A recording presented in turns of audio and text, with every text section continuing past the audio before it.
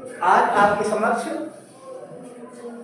अव्यक्ति माध्यम का एक बहुत ही महत्वपूर्ण पाठ कार्यालय लेखन और प्रक्रिया का प्रस्तुतिकरण किया जाएगा। यह पाठ चूंकि काफी विस्तृत है, इसलिए इस पाठ का प्रस्तुतिकरण दो भागों में किया जाएगा। आज हम प्रथम भाग के अंतर्गत 4 बिंदुओं पर विचार करेंगे। सबसे पहला औपचारिक पत्र, दूसरा टिप्पण, मुख्य टिप्पण और आनुषंगिक टिप्पण, तीसरा बिंदु है अनुस्मारक और चौथा है अर्ध सरकारी पत्र। आज आपके समक्ष इन 4 बिंदुओं पर विचार किया जाएगा। सबसे पहला आपको ये जानना जरूरी है कि कार्यालय लेखन कहते किसे हैं। कार्यालय लेखन का सीधा सा तात्पर्य यही है, कार्यालय के कार्यों के लिए किया गया लेखन। सवाल यह होता है कि कार्यालय कार्य कौन से होते हैं। अब जहाँ तक कार्यालय कार्य की बात है तो प्रत्येक कार्यालय में जो कि संस्थान से संबंधित होता है, जैसे आपका जवाहर नवोदय विद्यालय है तो इसका एक ऑफिस है, कार्यालय है। वहाँ पर बहुत सारे पत्र आते हैं, बहुत सारी फाइलें होती हैं, बहुत सारे कह सकते हैं कि फाइलों और पत्रों के साथ साथ बहुत सारे दस्तावेज होते हैं जिन पर की कार्रवाई होती है।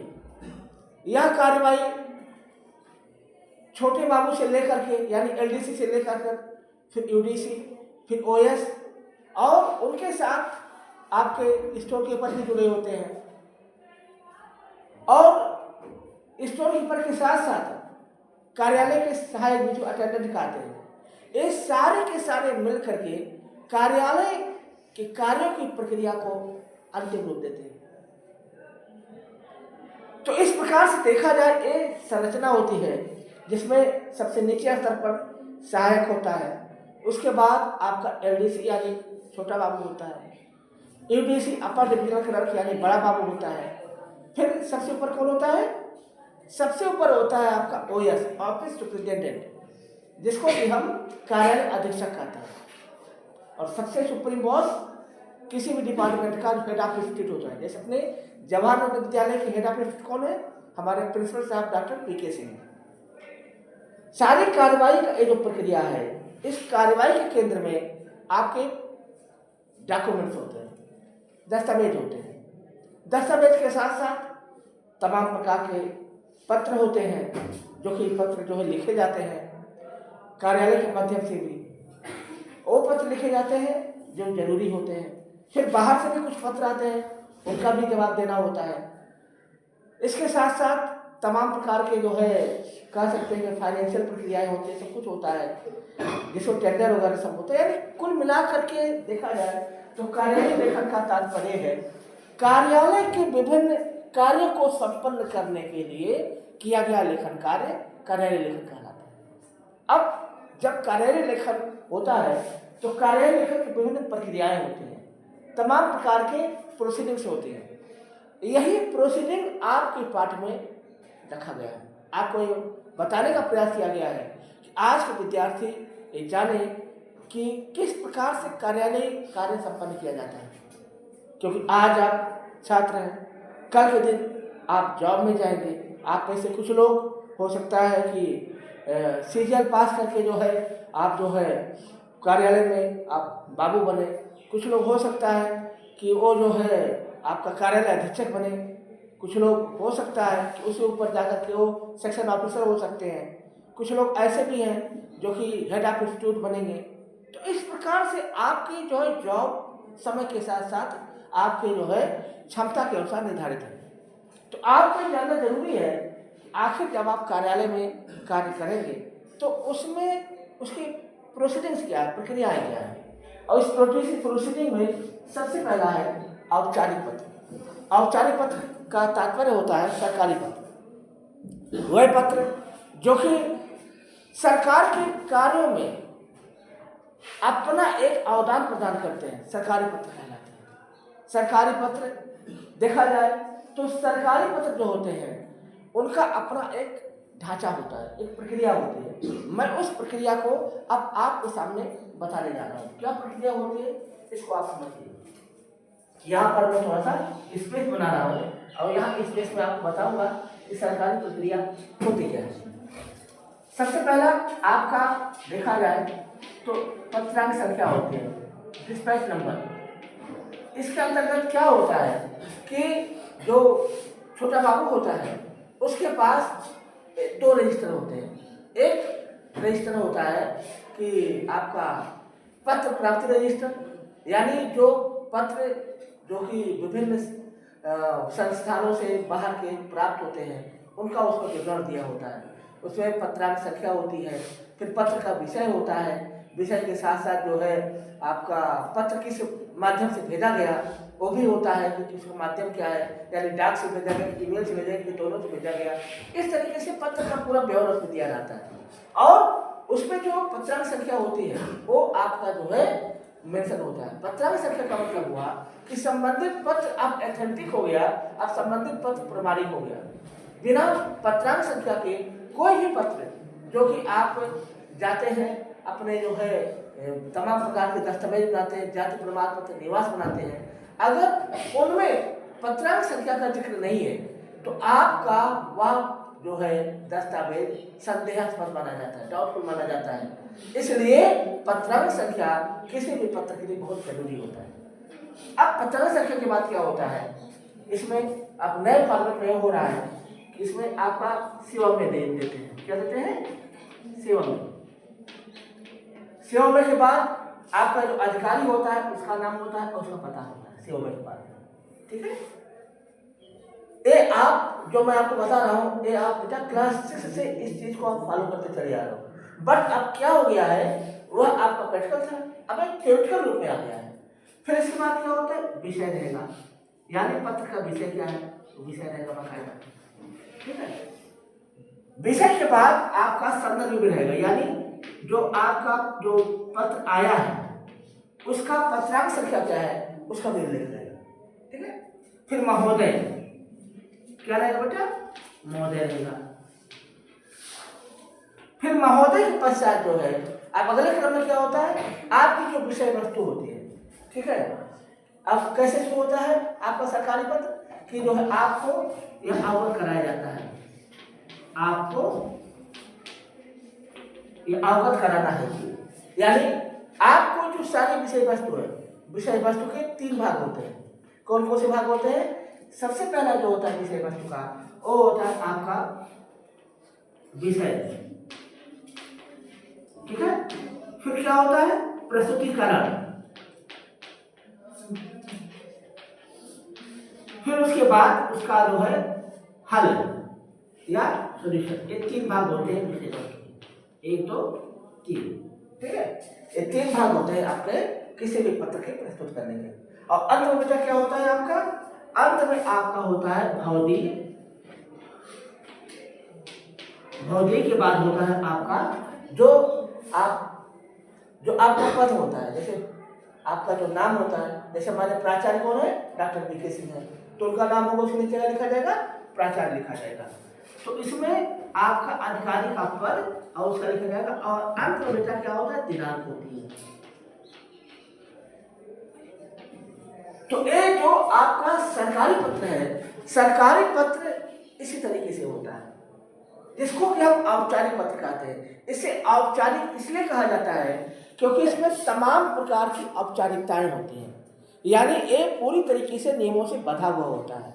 आप इसको बिना जो है इसका जो एक कह सकते हैं कि जो गाइडलाइन है, जो सरकार की गाइडलाइन है, वो आपको फॉलो करना ही करना है। उसके बिना आप इस पत्र को नहीं आप जो है ना तो आरंभ कर सकते हैं ना तो अंत कर सकते हैं। गाइडलाइन क्या है, जो मैंने बताया, पत्रांक संख्या, सेवा में, विषय, संदर्भ, महोदय, फिर आपका जो आपका विषय वस्तु, 3 भाग कंटेंट इसको कहते हैं, विषय, प्रस्तुतिकरण और इसका हल या समाधान। फिर क्या होगा अंत में, इसी तरह यानी जो आपका सारा पत्र है एक ही तरह लिखा जा रहा है, बाएं तरफ लिखा जा रहा है।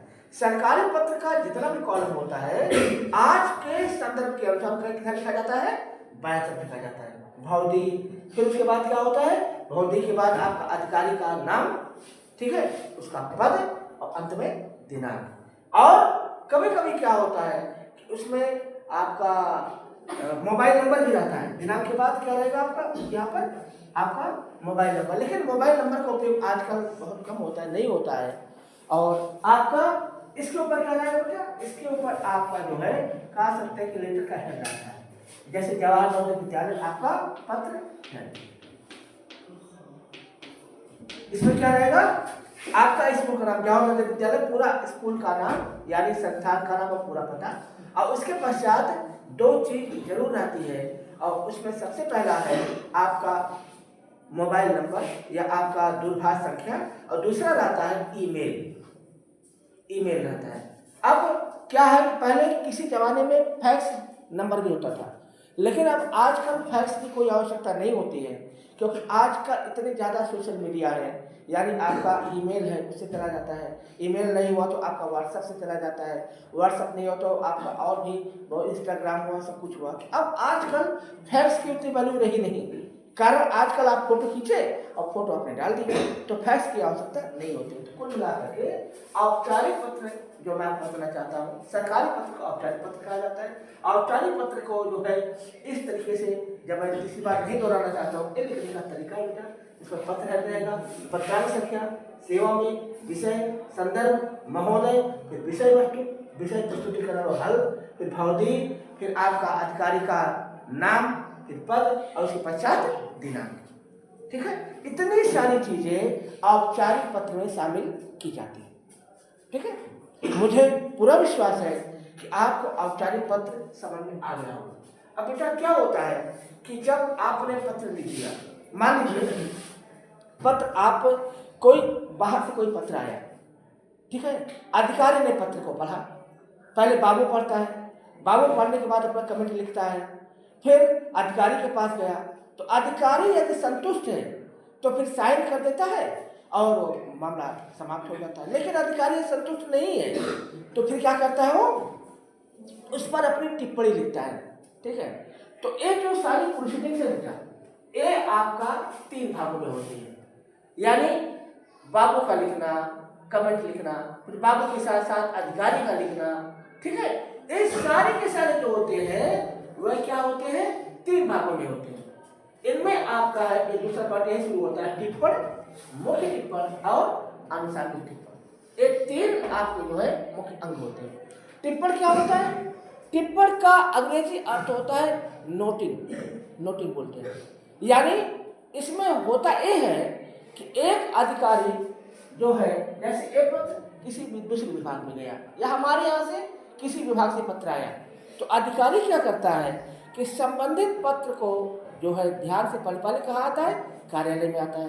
कार्यालय में जब आएगा तो सबसे पहले पत्र ओपन किया जाएगा, खोला जाएगा, और उसके पश्चात जैसे पत्र प्राप्ति रजिस्टर में उसको मेंशन किया जाएगा कि हाँ भाई पत्रांक संख्या उसमें लिखी जाएगी, फिर विषय लिखा जाएगा, फिर उसके बाद जो है अगला होगा कि क्या जवाब किस तारीख को दिया गया, जवाब मेल से दिया गया कि जवाब जो है जो डाक से दिया गया, वो सारा विवरण उसमें लिखा जाता है।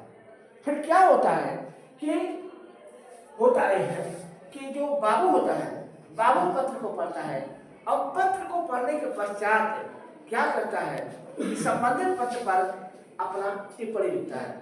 कि क्या टिप्पणी लिखता है कि जो है इस पर कार्रवाई की जाए, अपना वो लिखता है कि क्या होना है, यानी उस पत्र पर कौन सी कार्रवाई होनी है, कि उस पत्र का जवाब दिया जाएगा कि नहीं दिया जाएगा। तो ये सारा चीज क्या करता है, वो लिखता है। क्या लिखेगा वो, जैसे मान लीजिए साधारण पत्र है तो लिखेगा, उसका शब्द क्या रहेगा कि प्राचार्य महोदय को प्रेषित, ये शब्द रहेगा, प्राचार्य महोदय को प्रेषित। ठीक है, और जैसे कोई अर्जेंट पत्र है तो लिखेगा कि कार्रवाई अनिवार्य है। यानी बाबू की जो टिप्पणी होती है, जो बाबू टिप्पणी करता है वो क्या कहलाती है, टिप्पणी कहलाती है। जो उसकी कमेंट होती है, उसके अपने जो है पत्र के बारे में जो बात लिखनी होती है, किसी पत्र को लेकर के जो पत्र एक बाबू अपनी बात को लिखता है उसे क्या कहते हैं बेटा? टिप्पण कहते हैं। तो टिप्पण के बाद अगला क्रम होता है वह मुख्य टिप्पण होता है। मुख्य टिप्पण कौन लिखता है? तब वो जो लेटर होता है वह अधिकारी के पास जाता है। अधिकारी क्या करता है कि वह उस पर अपने कमेंट लिखता है कि देख, जैसे मान लीजिए कोई ऐसा पत्र गया जिसमें कि जो है बाढ़ से संबंधित है, तो वो क्या करेगा? बाबू को आदेश देगा कि ये पत्र अनिवार्य है, इसका जवाब अनिवार्य है और इसका पत्र तुरंत तैयार किया जाए। तो ये जो टिप्पण होता है, मुख्य टिप्पण का मतलब जो होता है, जो संस्था प्रमुख है उसकी टिप्पणी को क्या कहते हैं? मुख्य टिप्पण कहते हैं। ठीक है। और उसके बाद आनुषंगिक टिप्पण।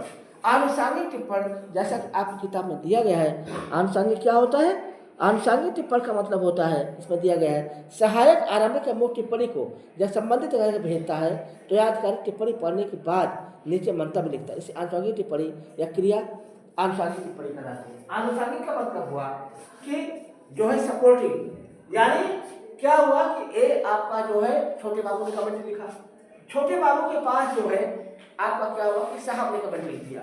कमेंट लिखने के पश्चात जो है क्या होता है कि वो जो टिप्पणी होती है वह आप अधिकारी जब कुछ अतिरिक्त स्पेशल लिखता है, जैसे अर्जेंट मार्क कर दिया, कुछ कर दिया, तो जो विशेष टिप्पणी होती है उससे संबंधित जो कमेंट लिखता है उसको क्या कहते हैं?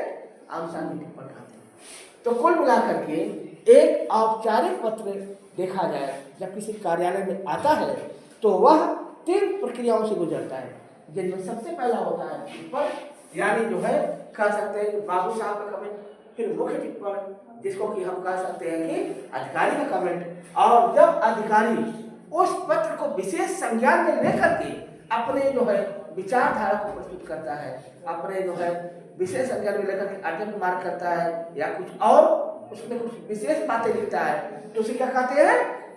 आनुषंगिक टिप्पणी। तो आप ये ध्यान रखिएगा कि कल के दिन जब आप किसी पद पर जाएंगे, आपको कार्रवाई करनी होगी, तो इन तीनों जो है शब्दवालियों के बारे में, इन 3 पारिभाषिक शब्दों के बारे में आपको जानना बेहद जरूरी है। अब क्या होता है कि चलिए टिप्पणी भी हो गई, आप अधिकारी ने मुख्य टिप्पणी भी कर दी, कुछ विशेष बातें भी लिख दी। अब क्या होता है कि वो पत्र जो है किसी विभाग को गया, मान लीजिए जवाहर नवोदय विद्यालय का जो पत्र है वह गया, जवाहर नवोदय विद्यालय शाहजहाँपुर में गया, वहाँ पत्र चला गया और उसमें एक डिमांड की गई कि जो है जो हमारे यहाँ जो खेल प्रतियोगिताएं हुई थी उस खेल प्रतियोगिता से संबंधित जो है जो बच्चों के दस्तावेज हैं जो बाकी रह गए थे, खेल समाप्त हो गया, कुछ डॉक्यूमेंट बाकी रह गए, उसको भेजने की असीम कृपा करें, ऐसा पत्र चला गया। लेकिन हुआ क्या कि जब वो पत्र उस कार्यालय में गया तो बाबू भूल गया, उसको ध्यान ही नहीं, उसको जवाब देना है। अब जवाहर नवोदय विद्यालय पीलीभीत ने 1 हफ्ते इंतजार किया, कोई जवाब नहीं आया, 2 हफ्ते इंतजार किया, कोई जवाब नहीं आया। तो ऐसे में जवाहर नवोदय विद्यालय पीलीभीत का कार्यालय उसको याद दिलाता है, भैया देखो मैंने तुम्हें पत्र भेजा था लेकिन तुमने कोई जवाब नहीं दिया। तो ऐसे में होता क्या है कि जो है जो आपका जवाहर नवोदय विद्यालय पीलीभीत है उसको एक रिमाइंड लेटर भेजेगा। अनुस्मारक मतलब क्या हुआ कि ऐसा पत्र जो कि किसी विशेष बात को ध्यान दिलाते हुए संबंधित कार्यालय के द्वारा लिखा जाता है, उसे क्या कहते हैं? अनुस्मारक पत्र, यानी रिमाइंडिंग लेटर। याद दिलाया जाता है कि भैया देखो हमने पत्र भेजा था तुम्हें, शाहजहाँपुर वाले हमने पत्र भेजा था कि बाकी की डॉक्यूमेंट भेज दो, आपने भेजा नहीं। तब उसे अरे जो है हमने नहीं भेजा, तो उस पर कार्रवाई करता है। फिर क्या होता है, कभी कभी कुछ कार्यालय बड़े आलसी होते हैं और रिमाइंडर गया, हाँ ऐसे लिया कागज रख दिया उधर दूसरी तरफ, नहीं ध्यान रहा। फिर क्या हुआ कि जेएनवी पीलीभीत ने और 1 हफ्ते इंतजार किया, कोई जवाब नहीं आया। तो फिर रिमाइंडर 2 जाता है और उस बार 2 जाएगा, भैया देखो हमने आपको जो है औपचारिक पत्र भी भेजा था और फिर उसके बाद जो है मैंने आपको जो है क्या नाम है रिमाइंडर लेटर भी भेजा था, फिर भी आपने यहाँ जवाब नहीं दिया, तो अब क्या किया जाए? तो ऐसे में जो है जो वो कार्यालय होता है जब दूसरा रिमाइंडर प्राप्त करता है तो उसे लगता है यार बहुत बड़ी भूल हो गई। लेकिन कुछ कार्यालय बहुत से निकम्मे टाइप के होते हैं, उनके पास दूसरा तीसरा चौथा देते रहो, चिकने घड़े होते हैं, कोई फर्क नहीं पड़ता है। तो जब ऐसे में जब चिकने घड़े हो जाते हैं और उन पर कोई फर्क नहीं पड़ता है, तो जो अधिकारी होता है वह क्या करता है कि वह संबंधित दूसरे कार्यालय को वह अपना पर्सनल लेटर लिखता है, व्यक्तिगत पत्र लिखता है, और इस पत्र को कहते हैं अर्ध सरकारी पत्र। यानी जब एक अधिकारी किसी बात को याद दिलाने के लिए, किसी पत्र का जवाब देने के लिए दूसरे कार्यालय के अधिकारी को व्यक्तिगत तौर से पत्र लिखता है, तो उसको क्या कहते हैं? अर्ध सरकारी पत्र। और यह व्यक्तिगत पत्र तब लिखा जाता है जब एक अधिकारी का दूसरे अधिकारी से काम या तो अटका होता है, या तो उसे पर्सनल तौर पर जानता है, या नहीं भी जानता है, तो वो कोई माध्यम जो है ढूंढ निकालता है। तो जो अर्ध सरकारी पत्र है, इसको कैसे लिखा जाता है, यहाँ पर मैं आपको बताने जा रहा हूँ।